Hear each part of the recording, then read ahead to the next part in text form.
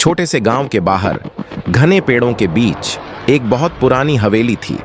लोग कहते थे कि वहां रात को अजीब अजीब आवाजें आती हैं, बच्चों के रोने की, औरतों की चीखों की, और कभी कभी तो दरवाजे अपने आप खुलबंद हो जाते।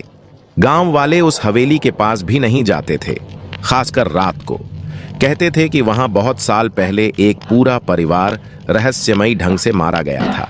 गांव के कुछ युवा लड़के लड़कियां, 4 से 5 दोस्त, बहुत साहसी थे। उन्होंने तय किया कि वे हवेली में जाकर सच्चाई पता करेंगे। सबको रोकने की कोशिश हुई, लेकिन जिज्ञासा के कारण वे रात को टॉर्च और कैमरा लेकर हवेली में घुस गए। हवेली बहुत पुरानी और टूटी फूटी थी। दीवारों पर जाले, टूटी खिड़कियां और अंदर घुप अंधेरा। जैसे ही वे अंदर गए, अचानक दरवाजा अपने आप धड़ाम से बंद हो गया। सब डर गए, लेकिन हिम्मत करके आगे बढ़े। किसी को लगा उसके पीछे कोई चल रहा है, पर पीछे कोई नहीं था। दीवारों पर परछाइयां दिख रही थीं, लेकिन इंसान नहीं। अचानक एक पुराना पियानो अपने आप बजने लगा। एक कमरे से बच्चे की हंसी की आवाज आई। दोस्तों का डर बढ़ता जा रहा था। एक बड़े कमरे में उन्हें एक पुरानी किताब मिली। उस किताब में लिखा था, इस हवेली में कभी राय बहादुर प्रताप सिंह का परिवार रहता था। उन्होंने तांत्रिक से सौदा किया था। तांत्रिक ने उनकी आत्माओं को हमेशा के लिए यहीं बांध दिया। सबको समझ आ गया कि हवेली में आत्माएं फंसी हुई हैं।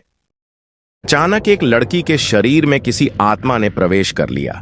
उसकी आंखें लाल हो गईं और वह अजीब आवाज में बोलने लगी, यह हवेली छोड़कर चले जाओ, वरना तुम सब भी यहीं हमेशा के लिए रह जाओगे।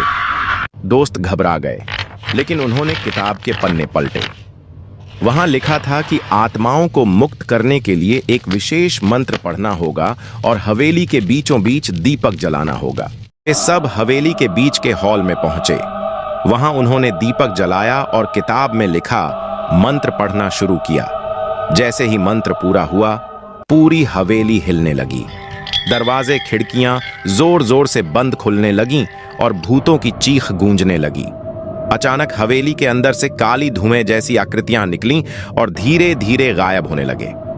सुबह होने पर दरवाजा अपने आप खुल गया। सब दोस्त सुरक्षित बाहर आ गए। गांव वालों ने जब सुना तो सबने राहत की सांस ली। लेकिन जब सब घर लौटने लगे तो दोस्तों में से एक ने धीरे से कहा, लेकिन किताब कहाँ गई? हमने तो यहीं रखी थी। और तभी हवेली की टूटी खिड़की से वही किताब दिखाई दी, जैसे किसी ने जानबूझकर उसे वहीं छोड़ दिया हो।